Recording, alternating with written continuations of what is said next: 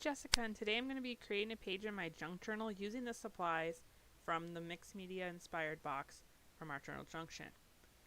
So the first thing I'm doing is using a mini distress ink in Blueprint Sketch, and I'm applying it to the Caramel 3x5 butterfly stamp and stamping it into a page in the journal. Now this page is created using the Dina Wakley Media watercolor cotton rag paper.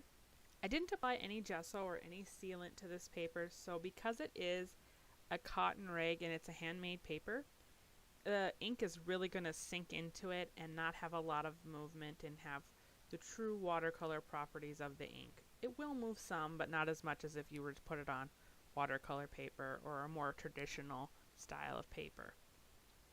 Now what I'm doing is I'm just filling the background completely with this stamp using bits and pieces to make sure that the whole thing is full. And as you can see, I have just a tiny little bit left here on the left side, so I'm going to manipulate the stamp so that I just fill that small portion there and the background is full.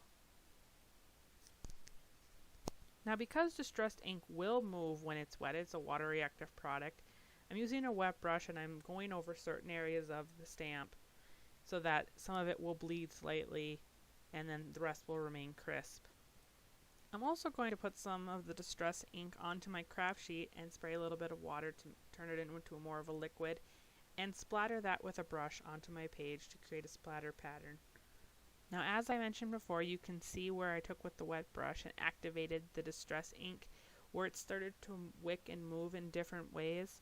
You're not going to get a complete washout because again, those cotton rag paper will not allow it to move as much because it's going to sink in and absorb that ink. Now I'm just taking some white gesso and applying it with a palette knife to create a little bit of an area that I can put down some paint. So this is the Dina Wakley Media Heavy Body Paint in magenta, and I am just brushing it on with a brush, and then I also got my brush wet so that I can start to create a little bit of a bleed around the top and the bottom and just spread out my paint so it's not quite as thick. And I'm just going to keep moving the paint around until I really like how it looks. Some areas I want to be a little bit thicker and darker, others I want it to have more of that watercolored look. Now I'm going to go back to our Caramel butterfly stamp, and I'm going to use archival ink this time, which is a waterproof ink. I'm going to stamp that onto some mixed media cardstock. And using a few different shades in the Dina Wakley Media paint line, I'm just putting some water in there to water it down. And now I'm going to begin painting all these images. So the cool thing about the Dina Wakley Media paint is that you can add water to it and it won't break down the acrylic completely. So it does act more like a watercolor and have some transparency to it. Now it will dry completely permanent because it is an acrylic paint. So it's a really cool way that you can manipulate your products to do different things.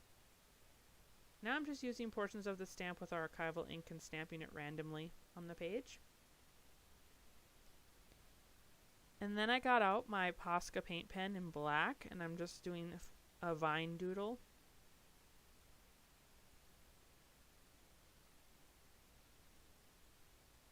And I'm also going to add some black dots, as I noticed on the background stamp that it also had this pattern of dots. So I'm wanting to mimic that pattern on top. And now after I cut out all of the images that we painted before, I'm going to just begin gluing them down. And I'm trying to keep all of my images centralized over the pink area to create a focal point for my page.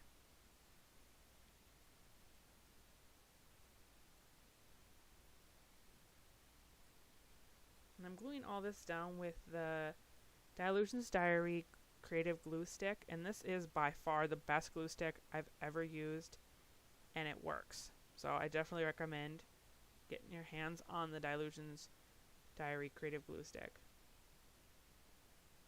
And now I'm just playing around with placement, going back and forth, deciding what I like.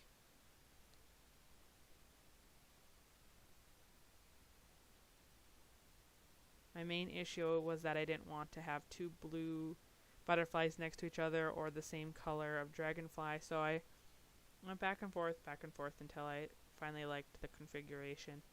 Now, as I mentioned before, I'm not really thinking too hard about where I'm putting these insects, but I am making sure that they all touch the pink paint area so that they look like they're all on the top, as the pink is kind of the anchor point for this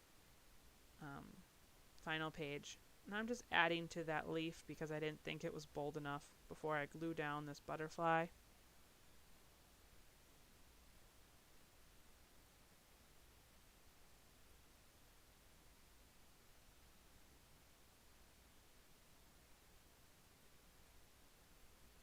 And I'm having some of my elements also go off the page so it looks like the butterflies are flying in and flying out. So that top butterfly, part of its wing, its right wing, is going off the page, and I'll just trim that later when the glue dries. Same with this butterfly along the bottom.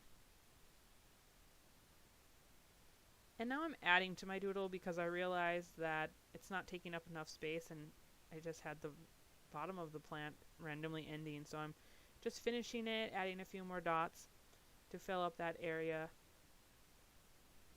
And as I add these last few dots, my page will be finished.